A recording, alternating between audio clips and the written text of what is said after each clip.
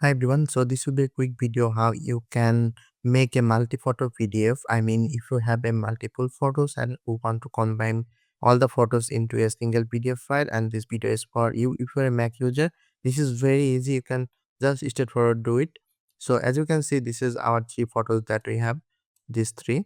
Now we want to convert this to a PDF file. So what we can do, we can just select this three file like this and just right click on this and go to quick action, and you can see the option create PDF.